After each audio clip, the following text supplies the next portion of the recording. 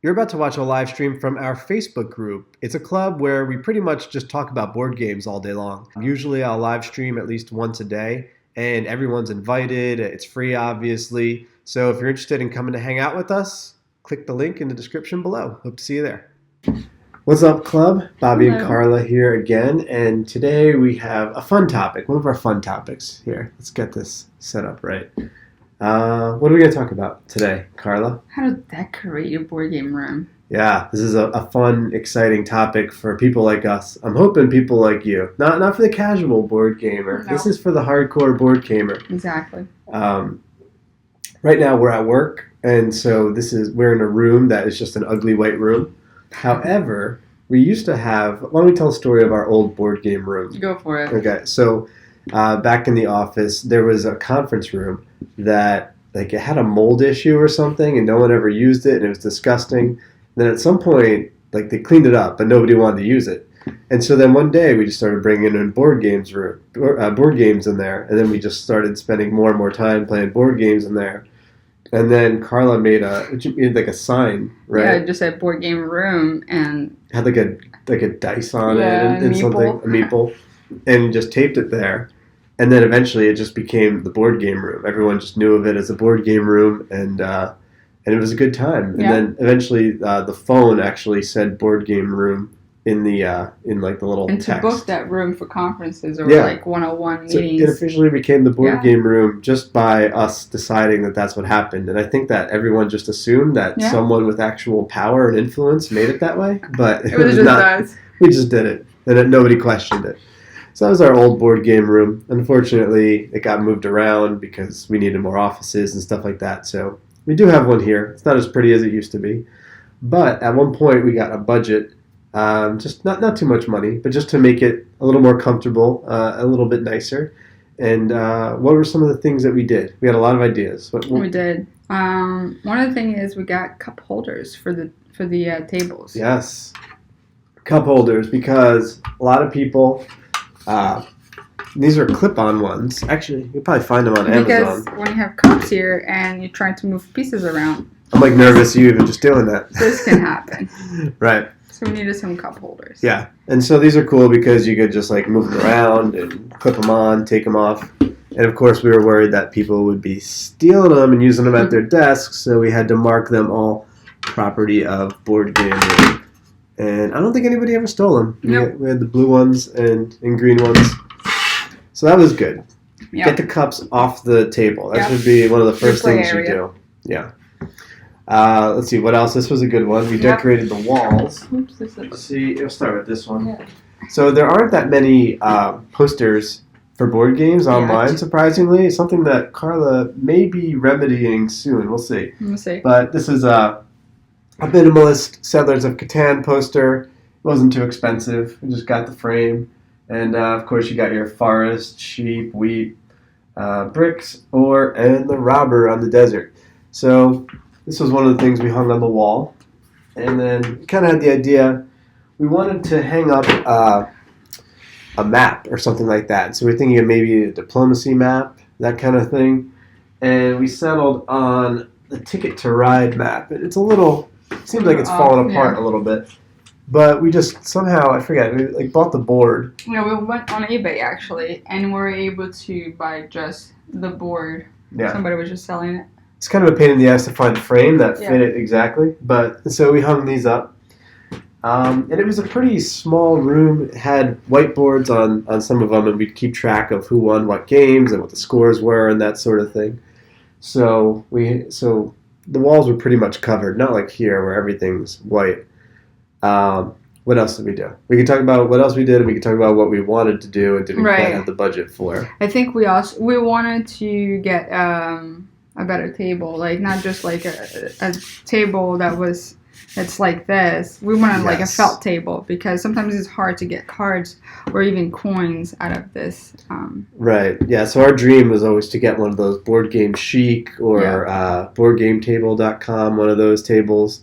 But that was not in the budget. Those cost thousands of dollars or so. And they have, that's why we got the cup holders, because those have them built in usually. And so we just kind of did a little ghetto version. We were kind of looking into play mats, we're thinking of maybe a poker table or something, but we never quite got that right. Right.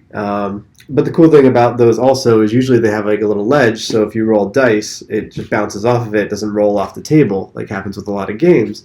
So our budget version of that, Carla, did you make this or did you buy this? I made this. Well, I put it together with different things. Crafty Carla. Yeah. So I just bought, I think this is like a, I don't know what it is. It's in the wooden section of like Michael's or AC Moore. I think it's meant to be one of those 3D picture frame things or whatever they are. So you put like a sprig of leaf or something in or there. something like that. Yeah.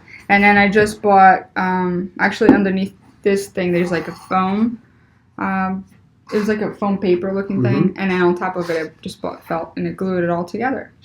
Pretty cool. So I think for less than $10, I think for about $7, I made that. So whenever we have different dice. Yeah.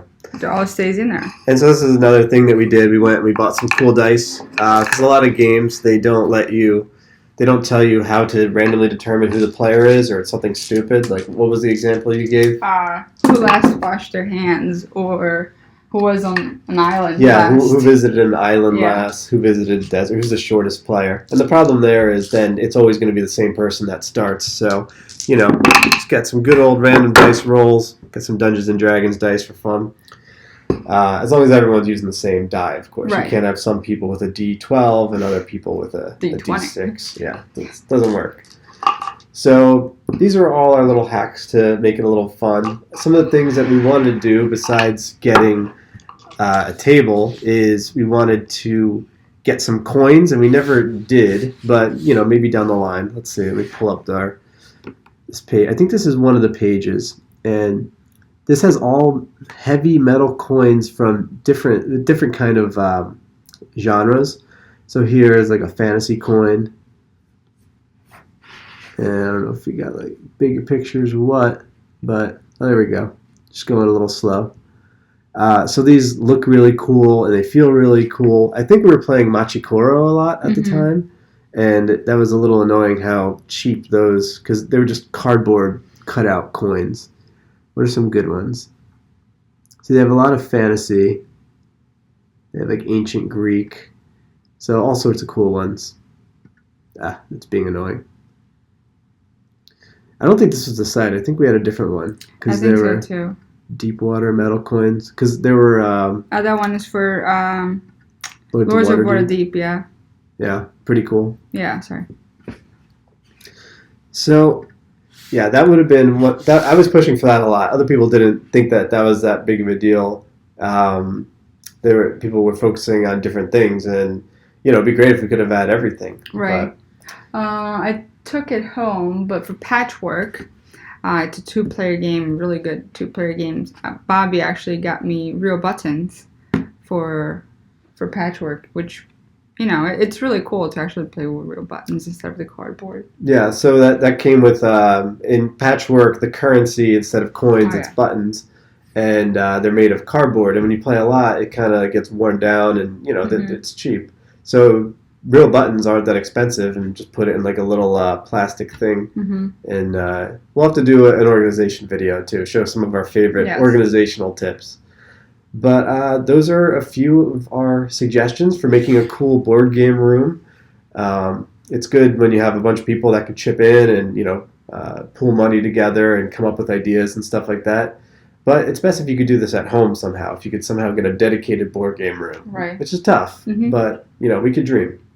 Someday, right? Someday we'll do it. Someday. Or a basement, a whole basement just for board games. A board game basement. Wow. It's like the board game cave. Board game cave. So it's like the new man cave. Yes. Right? Yeah. Okay. Maybe that's why I should have named the group Board Game Cave instead of Board Game Club. Well, anyway, do you have any other tips or anything? Nothing to think of now. I wanted to welcome who joined recently. Kevin, Alex, and then Chris and a Christian, all in the past 24 hours or so. Wow. Welcome. And we're expecting more soon. So excited. Everybody's welcome. Feel free to post. Feel free to chat, comment, stream if you want. Have some fun. And play board games. And play board games. Take care.